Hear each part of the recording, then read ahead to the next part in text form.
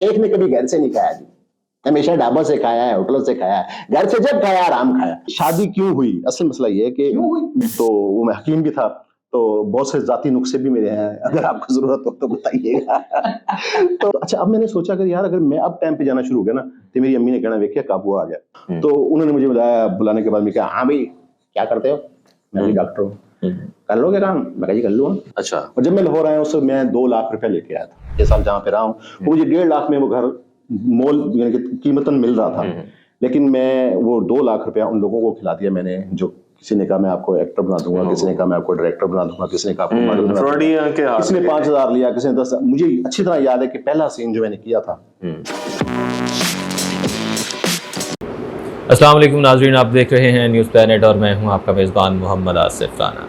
नाज़रीन, आपने TV channels के ऊपर देखा होगा बहुत सारे लोग जो हैं वो ऑलरेडी प्रमोटेड लोगों को प्रमोट करते हैं, लेकिन हम अपने इस प्लेटफॉर्म से उन लोगों को भी प्रमोट करेंगे जो लोग असल में डिज़र्व करते हैं और उन्होंने बिहाइंड द स्क्रीन बड़ा काम किया होता है, बड़े सपोर्टिव होते हैं और उनकी सपोर्ट के बगैर जो है वो प्रोग्राम जो है वो अपने मंतकी अंजाम तक नहीं पहुँचता।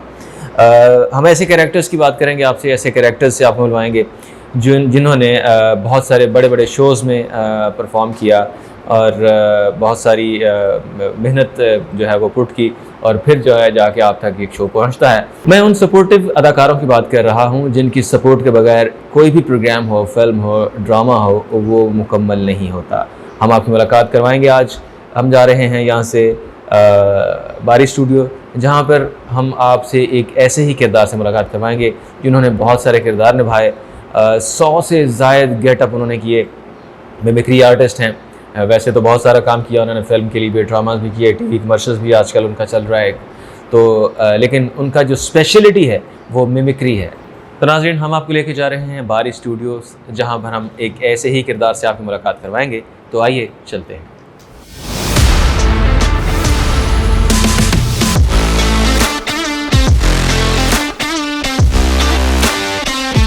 जी तारिक साहब कैसे हैं? जी मैं ठीक, आप सुनाएं आप कैसे? जी अल्लाह का शुक्र, ठीक ठाक। अच्छा तारिक भाई, ये मुझे बताएं कि सबसे पहले तो लोग ये जानना चाहेंगे कि आप बेसिकली किस एरिया से आपका बिलोंग है, कहाँ से बिलोंग करते हैं? जी ये मेरा ताल्लुक है पाकिस्तान का एक पसमानदा सा शहर है, बल्कि कस्बा समझ लें, करोड़ पक्का। ये ज़िला हमें लोधरा लगता है, पहले मुल्तान था, मुल्तान से 100 किलोमीटर है और लोधरा से 15-20 किलोमीटर का फासला है। तो बड़ी शख्सियात इस इलाके से, अदाकार नन्ना साहब थे वहाँ से, उसके बाद वज़ीर तामीरात थे हमारे पीपल पार्टी के नासिर रिजवी साहब, और सदी खान कांजू उनका बड़ा नाम था जो वज़ीर खारजा भी रहे हैं। तो उस इलाके से मेरा ताल्लुक है। अदाकारी का ख्याल कैसे आया और फिर मिमिक्री ही क्यों, मतलब इसकी तो और भी बहुत सारी चीजें हैं। ये मैं आपको बता दूं, खास तौर पे मैं उन वालिदैन से भी कहना चाहूंगा जिनके बच्चे ज्यादा होते हैं। हम 10 बहन भाई थे। अच्छा माशाल्लाह। अच्छा 10 बहन भाई, उसमें ये था कि मेरा 5वां या 6वां नंबर था। तो या तो सबसे बड़े की अहमियत होती है या सबसे छोटे को लाड किया जाता है और दरमियान वाले रुल जाते हैं बेचारे। तो मेरे साथ भी ऐसा ही हुआ, मैं चाहता था कि यार मुझे भी प्यार किया जाए उसी तरीके से। तो जब मुझे इग्नोर करना शुरू किया, या लकड़ियां तू ले आया, यार वो आटा तूने पिसवा के लेके आना, जब ये काम होते थे ना छोटे छोटे, तो वो दरमियान वाले के जिम्मे लग जाते थे। तो मैं बड़ा सड़ता कुड़ता था, यार मैनू कहते ने, बड़े ने क्यों नहीं कहते, फलाने ने क्यों नहीं कहते। तो मैंने ना ये सोचा कि यार मुझे ये अहमियत दे, कोई ऐसी ऐसी बात करूं जिससे कि मेरी कुछ अहमियत बने, मुझे इग्नोर करना छोड़ दें। तो मैंने लोगों की नकलें करनी शुरू कर दी। अच्छा। तो मैंने पहली फिल्म देखी पर्दे में रहने दो, तो उसमें मैंने रंगीला साहब को देखा। मैं बड़ा परेशान में कि यार ये क्या करता है।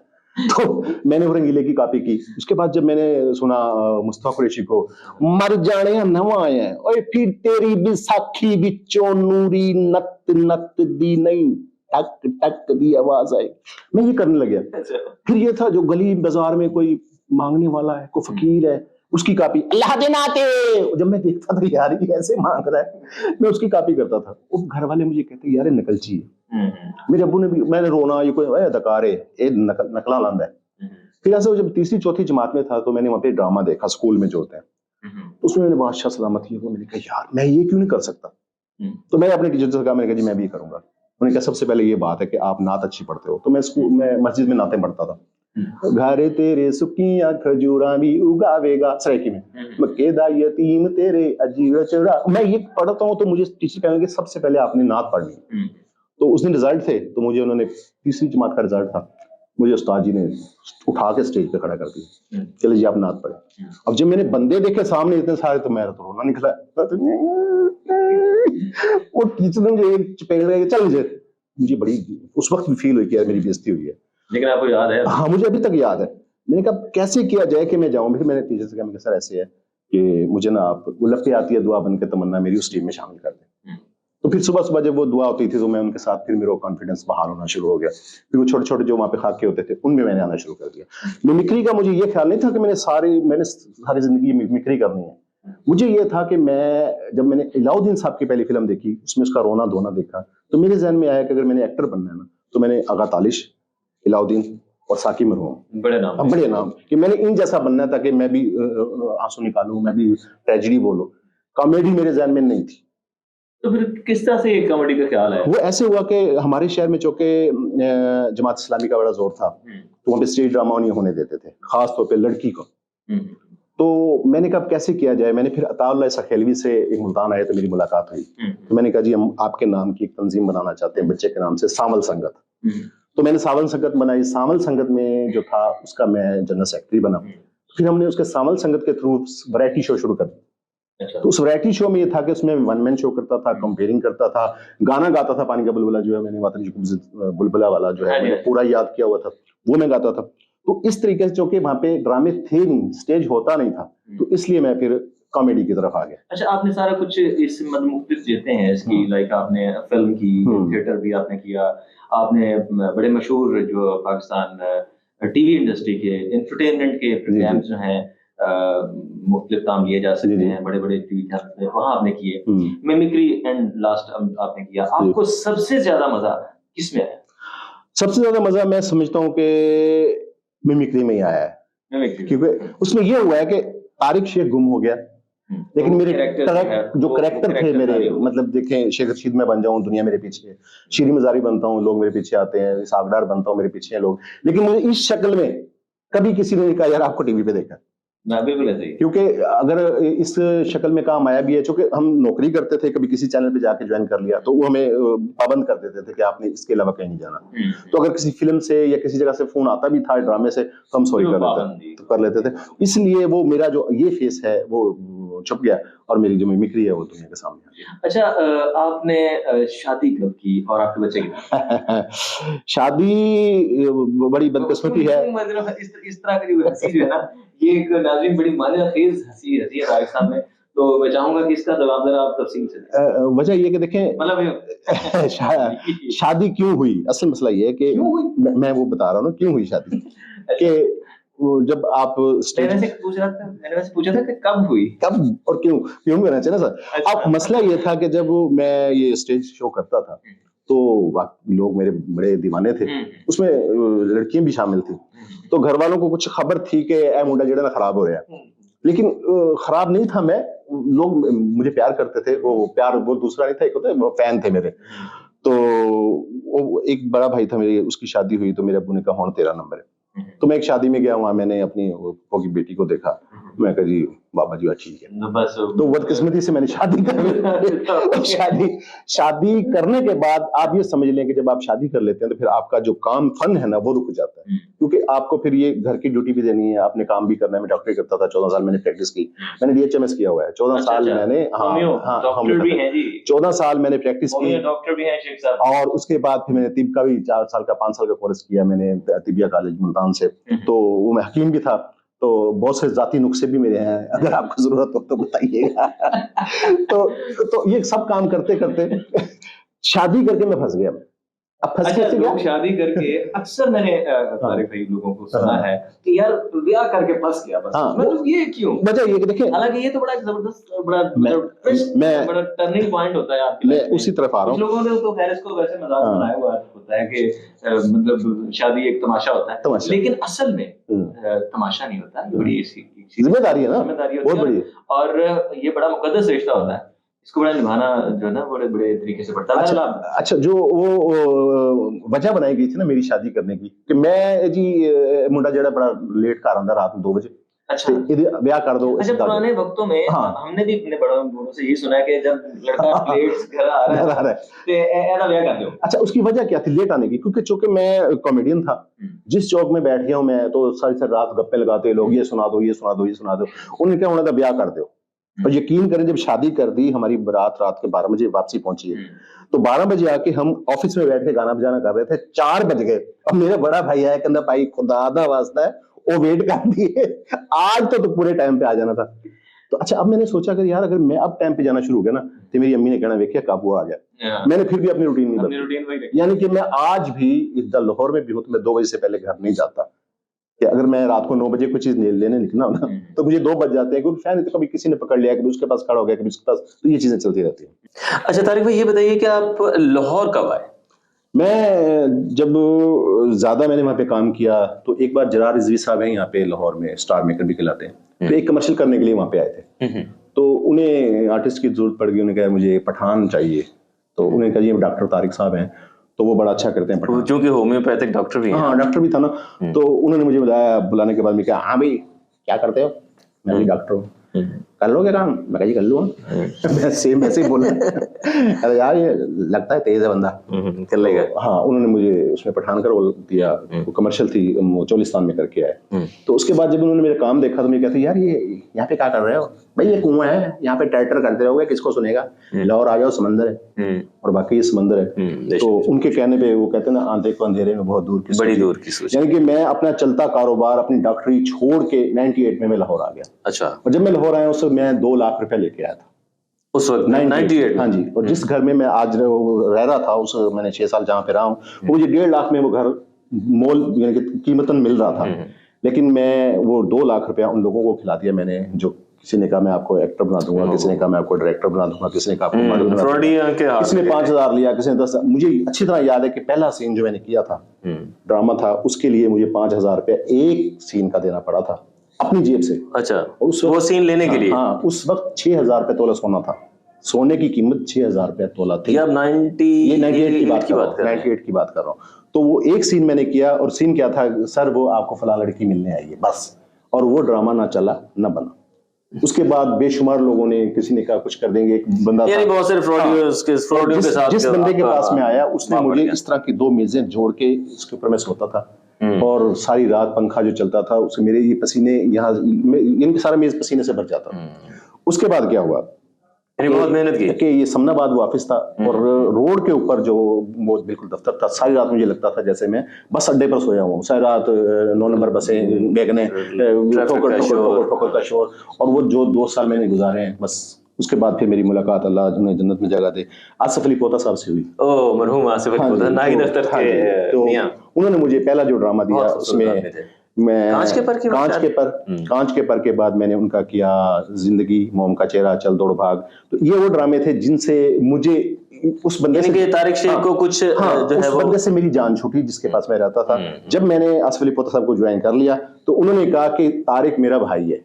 और जब मेरा बेटा पैदा हुआ, मुझे अच्छी तरह याद है कि पोता साहब ने मिठाई तकसीम की थी, और सबको कहा कि जी यार मेरा भतीजा हुआ, अल्लाह उनकी बख्शिश करे, बहुत खूबसूरत। फिर उनका ड्रामा सुखा था, मतलब कि जितने फिर उनके डॉक्टर मसूद हसन, मैडम जरीना मसूद और आसिफ अली पोता, इनकी अपनी एक टीम थी, तो उसके साथ फिर जितने भी थे, तो उस दौरान ही फिर ऐसा हुआ कि डॉक्टर साहब ने, जो कि डॉक्टर मसूद हसन वो हमारे थे बड़े मेहरबान, उन्होंने मुझे अपने साथ क्लिनिक पे रख लिया। तो फिर मैं एज ए फिजियोथेरापिस्ट, फिजियोथेरापी भी वहां करता रहा, यानी कि घरों में जाके मैं लोगों को ट्रीटमेंट देता था। तो अल्लाह ने मेरा अच्छा सर्कल चला दिया। फिर साथ में, क्योंकि मेरा टाइम था 12 से 3 बजे तक क्लिनिक का, क्लिनिक से फिर मैं पीटीवी चला जाता था। फिर मैंने फोटोग्राफी शुरू की, फोटोग्राफी के साथ मैंने फिर अखबार ज्वाइन किए, इंकशाफ है, तो Mag Weekly, Star and Style, फासला, सुपरस्टार डस्ट, तो इनके लिए फोटो शूट करता था, ऑन सेट करता था जाके। फिर मेरी पहचान बननी शुरू हुई, उसमें मैं SM तारिक के नाम से मेरा जो छपता था सारा। अब तारिक शेख कैसे हुआ, जब मैं जियो पे आया तो हमारे हम सब उम्मीद से हैं कि अगर हम नाज़रीन बात अगर ना करें, हम सब उम्मीद से हैं कि तो वो फिर शायद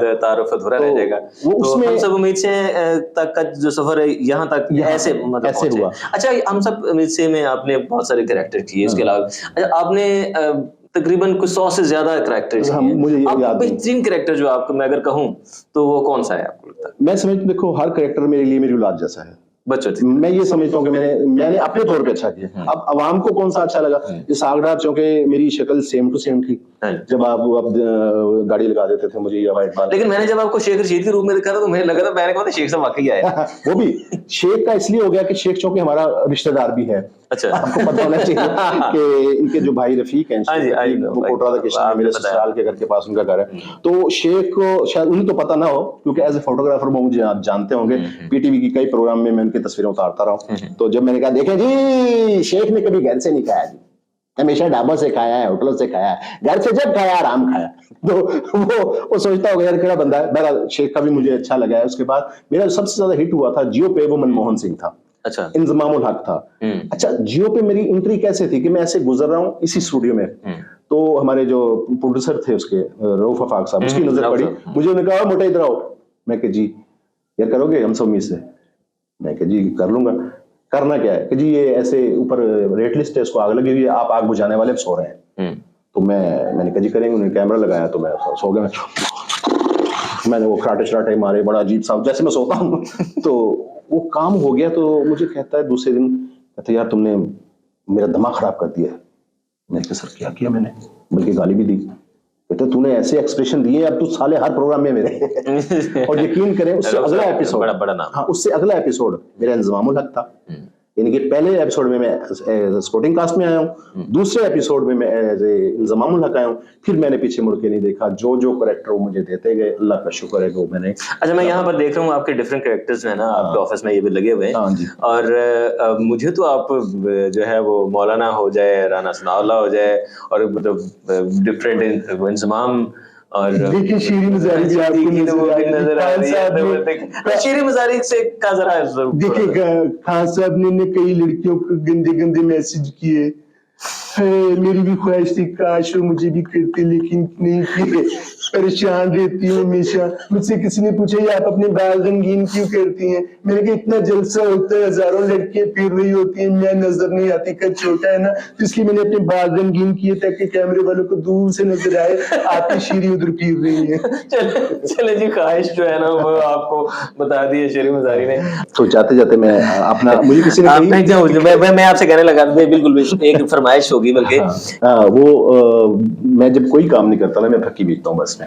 अच्छा, स्टेज के ऊपर आपने काम किया, उस हवाले से कुछ कोई यादगार? स्टेज पे मेरा एक ड्रामा था ढोला रेशमा तेरी। अच्छा। तो उसमें मेरा अच्छा, वो रेशमा तेरी ढोला से मुझे याद है कि स्ट्राइकी वर्ड से नाज़िम मुझे एक बात याद आ गई। वो एक चीज होती थी आपकी, दो अल्लाह वसाया अल्लाह डिवाया। हाँ, उसका भी जरा हमें कुछ बता दें, नाज़रीन जानना चाहते हैं। वो हमारा एक कूक टीवी पे शो चलता था, वसाया डिवाया ऑन द रोड। तो उसमें वो मुश्ताक सिंधी साहब डिवाया बनते थे, मैं वसाया बनता था। तो ये हमने कूक टीवी 5 साल किया, प्रैंक शो था, तो उसमें हमें काफी मार भी पड़ी, कैमरा छुपाते थे। वो माशाल्लाह हमारा 5 साल चला। उसके बाद जैसे ही हमने जियो ज्वाइन किया तो फिर वो कूक टीवी भी बंद हो गया। तो वो ऐसा यादगार था कि उसमें कई जगह में मार भी पड़ी। वाकई मारे पड़ी और बहुत जबरदस्त हमारा था, और कई लोगों ने उसके काफी भी रियल में। तो मैं आपको एक बताना चाहता था, एक फिल्म ड्रामा था ढोला रेशमा तेरी। तो उसमें मैं चौधरी का रोल कर रहा था, तो उसमें मुझे बड़ी क्लैप मिलती थी, लेकिन मैंने छोड़ा क्यों आपको बताऊंगा। तो उसमें वो ढोला रेशमा तेरी गाना चल रहा है, तो दोनों मेरी बेटी और मेरा जो मुलाजिम है वो गाना हो रहा है, ऊपर से मेरी पहुंच होती है। जब मैं उनको देखता हूँ तो वो मेरा कामा मुझे कहता है चौधरी साहब। तो मैं कहता हूँ मैं किथे दा चौधरी, और चौधरी ते हुंदे ने ਜਿਹੜੇ अपनी पग नूं पुरे दी हवा नहीं लगण दिंदे। और मेरी पग दे उच्चे शिमले नूं पैरां थले रोल के मैनूं चौधरी कह रहे हैं। इस तो पहला कि रात दे नेरे चट्टन ते मेरी धी दे किस्से गली गली च फैल जान, चला जा इत्थों, चला जा। बेटी कहती है अब्बा अब्बा ना कहीं, तू अब्बा अब्बा कह के प्यार नाल गल आनी से हयाती दे सारे दुख भुल जाना सा, ਜਿਹੜੀਆਂ ਬਾਵਾ ਪਿਆਰ ਨਾਲ ਪਿਓ ਦੇ ਗਲ ਚ ਪਾਉਂਦੀ ਸੀ, ਅੱਜ ਉਹੀ ਬਾਵਾ ਤਲਵਾਰ ਬਣਾ ਕੇ ਪਿਓ ਦੇ ਮੋਢੇ ਕੱਢ ਦਿੱਤੇ ਹੀ ਮੋਢੇ ਕੱਢ ਦਿੱਤੇ। अच्छा नाज़रीन, मैं देख रहा हूँ तारिक साहब वाकई वो जिस तरह ये कोई ये नहीं है कि कोई किसी आई ड्रॉप का कोई कमाल है, ये जेन्युइन में जो है ना अपने कैरेक्टर में ऐसे डूब जाते हैं कि अभी भी मैं देख रहा हूँ कि इनकी आंखों में असली आंसू। आप अंदाजा कर सकते हैं कि ये अपने जो है वो कैरेक्टर के साथ किस तरह से इंसाफ करते होंगे। तो अब आप सोचें मैंने ड्रामा क्यों छोड़ा। वो 15 दिन चला, उसके बाद एक दिन हम दोनों, बड़े चौधरी और मैं चौधरी, अपना एक्ट करके अवाम में बैठ गए। अब जिस बच्ची के लिए मैं रोता हूँ पांच दफा, मेरे 5 इंटरव्यू, 5 बार मैंने रोना है, वही लड़की डांस कर रही है और उतना बरगल डांस था कि मैंने अपने सर में 5 जूते मारे और 5 जूते उसके सर में मारे, और वही मैंने लकीरें निकाली मैं कि आज के बाद इस किस्म का ड्रामा हम नहीं करेंगे। तो वो दिन, आज का दिन, मैंने स्टेज छोड़ दिया। मैंने लोगों का आखिरी दिन कहा, मैं कि देखें कॉमेडी सारे करते हैं, नवाजीफ ने की, रंगीले ने की, फलां ने की, लेकिन किसी ने माँ बाप की गाली नहीं दी। आप यहाँ खड़े होकर माँ बहनों की बातें करते हैं, शर्म आनी चाहिए। इस तरह का अगर ड्रामा है तो मैं नहीं करूँगा। तो बहरहाल हमारे लिए एक जो पैगाम है, उस पैगाम को भी जो है हमें मद्देनजर रखना चाहिए कि इस तरह की वल्गैरिटी और इस तरह की खवातीन, बहरहाल हो सकता है मैं अगर ये बात कर रहा हूँ तो हो सकता है कि मुआशरे की इस तरह की खवातीन मुझ पर पिल पड़ें। तो बहरहाल खवातीन की मुझे बहुत एहतराम है, लेकिन ऐसी खवातीन से और ऐसी बेटियों से मेरी हाथ जोड़ के अपील है कि अपने उस बाप की बहुत इज्जत करें और उसकी बहुत ख्याल रखें जिसने उनको बहुत नाज नखरों से पाला। उसके अलावा भी जो कैरेक्टर वहां पे कॉमेडी कर रहे हैं, तेरी माँ ऐदा, तेरी बहन ऐदा, तेरा मुंह ऐदा, जी बिल्कुल, ये नहीं कर, देखें सबसे इंसान के जिस्म पे खूबसूरत चेहरा है, आप उस चेहरे के ऊपर जुगते लगाते हैं कि तेरा मुंह इंज लाइक जिवें खोता ट्रक च वजे है, तेरा मुंह इंज, तेरा मुंह इंज। तो खुदा के लिए बातों से हंसाएं, आप अपनी कॉमेडी करें, कॉमेडी से हंसाएं ना लोगों को, ये नहीं कि आप एक दूसरे की माँ बहनों के फलाने दे मुंह वाले, मतलब सीधा मुंह के ऊपर। तो मैं इसका मुखालिफ। अब आपने पूछा था कि आप आगे क्या करना चाहते हैं? अच्छा, वो एक वो पक्की, हाँ जी, तो ये है कि अगर मैं आपको बता दूं कि अगर मैं जिस दिन फारिग हूं तो फिर बस में चढ़ जाता हूं, मैं देखता रहता हूं क्या करते हैं, तो बस में मैं चढ़ता हूं तो कैसे मेरा वो तरीका कर होता है। तो सबसे पहले, अच्छा मैं इनको, सॉरी आप करने लगे हैं स्टार्ट में, इनको मैं कहता हूं ओरिजिनल सोशल साइंटिस्ट। तो ये ओरिजिनल सोशल साइंटिस्ट हैं जो यानी कि मुआशरे को बड़े अच्छे से ऑब्जर्व करते हैं। वो मैं देखता रहता हूं। तो वो जब ऑब्जर्व करते हैं तो फिर आप वो उसको कैसे प्रेजेंट करेंगे? वो बस में चढ़ने के बाद उसने क्या कहा, लो जी मेहरबान कदरदान, चंद मिनट बयान, 1 मिनट ध्यान, मेरी गल्लां करना यकीन ना, मैं डॉक्टर ने, मैं हकीम ना बचेंगा, ना वलजीन ना बचेंगा स्पेन। लो जी कहने लगे खंग खंग के थुक से रेशे दे ढेर ला देते ना, आप सुनदा ना दूसरे सुन देंदा, सारा टीचू टीचू कर दे लंग जांदी गोली मेरी गोल गोल तकरीब हटाए नहीं कोई।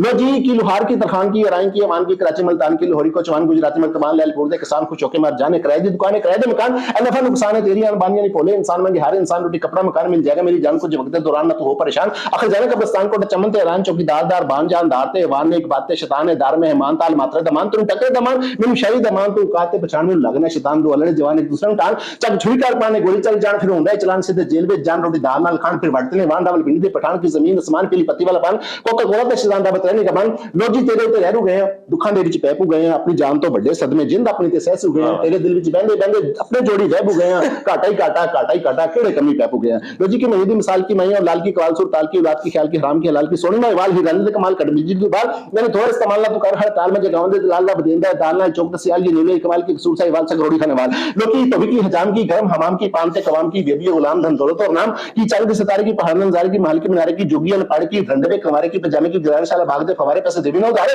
पैसे लेने ना उधारे तक मार दे सारे नाम दे लारे छट जाम दे सारी शायशुआ तक वारे ताल लकड़ी तारे तेरी किशमिश वारे मैंने कारना इशारे तेरी मां वजह हमारी मिले नहर दे किनारे हम है जो तुम्हारे दिल मोड़ जा रहे, लोजी की तभी की हजाम की गरम हवाम की पानते कवाम की बेबी गुलाम धन दौलत और नाम ये रंग भरे जंग ये खास और आम परिचय के मुफाम का गताबते आराम चार चटनी ते जाम अब सुन लिया आवाम में तक शरियाम, लोजी अटके पटे पटे पटन की माला गोरे गोरे मुखड़े पे तिलका लगा सिंधी बेचारा किंग बजा दिन तनक दिन था लोजी ताड़े ले लेके आंख फोड़ सुरमा से जान तो मंजर आया जी बिस्मिल्लाह जी। जिंदाबाद जिंदाबाद, क्या बात है, क्या बात है नाज़रीन, बहुत मजा आया तारिक भाई, बहुत मजा आया आपसे बात गपशप करके, और आपका बहुत शुक्रिया कि आपने अपने मसरूफ शेड्यूल में से हमें टाइम दिया। शुक्रिया। वो जो है राना साहब आप आए हैं, हमें खुशी है, उसके बाद जो है हम जो है 73 के आइन के तनाजुर में आपका शुक्रिया अदा करेंगे कि आप भी हमारे पास आए और हमारा ये काम देखा और मौलाना को भी देखा।